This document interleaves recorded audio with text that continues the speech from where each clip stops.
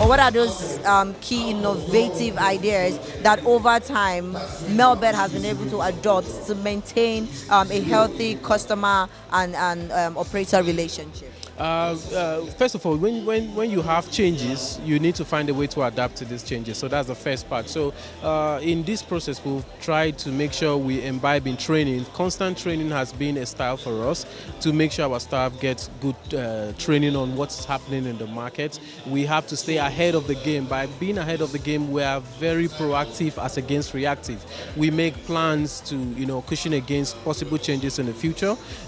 This help us to stay afloat. Help us to stay ahead of the game, and in terms of partners relationship with regulatory bodies and the rest of them, we try as much as possible to stay ahead of the game, make sure we are proactive as against reactive, to make sure these changes will not really take us out of the game. And it has been helping us go forward and help us stay in the game. Even the times are trying, but we're still floating. Okay, and then let's talk about regulations. There's a lot of regulations around the iGaming sector. I know that. Look, a lot of people have actually been, giving their 2 cents about it. Some are lamenting, while some, are just sharing their take on it. So I want you to talk about it a little bit. How has the regulations or the regulatory body in the Nigerian market, because I'm bringing it back home now, have they been able to influence the market, the iGaming sector, and what kind of influence do they have on the sector? First of all, in every market you want to go to, you have those people that determine the rules and regulation on how you play this game. And if you don't follow the rules and regulation, you get kicked out of the game. So you can't really kick them out because it's their field. So now you have to play according to the rules. So this the regulations, yes, there are a whole lot. There's a whole lot that has to do with licensing. We have double taxation in different places, and it's affecting the business and the growth of everything. The best way for us, how we're able to survive within these different changes. I understand there are space or there are times where people get to lament, but we try as much as possible to create simulations around the risks. What are the possible things that could happen that the regulators can change that will affect our business, for us to be able to know how to, assist our customers? Because the first thing is to be able to present our customers properly in the face of the regulators. That's the thing. Because if the regulators to shut us down, our customers also will suffer from it. So most times we get trainings for our staff to make sure they are, they have the energy to know whenever there are changes, they know how to attack it.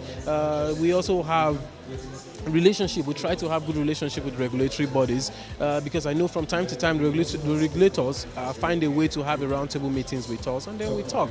And then in most cases we have good chances to have better relationship, and it has been working so far. Yes, it's hard. Yes, there are lots of grounds where we are supposed to cry, but according to what they are saying, they're looking for a way to harmonize this whole thing, and then we're looking forward to it that there will be better rules in the nearest future. Okay, I'm gonna let you go very soon, Ezekiel. But before I do, one more last question. Yeah. So let's talk about potential investors coming into the sector. Yeah. There's a lot of potential in the African market right now, and if you want to advise an investor looking in to, come put their money in the African market, what are the potentials of this market that is attractive and that can bring them in?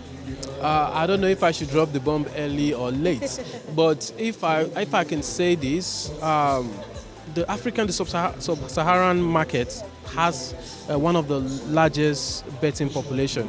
Nigeria, for instance, has a population of over 70 to 75 million of a youthful, not bettors per se, of a youthful potential market, from the ages of 18 to 45. These are good thriving numbers, and with the kind of things happening in our economy right now, people want to look for a way to get extra funds here and there, and that is why the market has been thriving over time. This market is a thriving industry. I understand that there are different designs, there are data impediments and the rest of them, but this market is a good market for you to invest and get good returns from.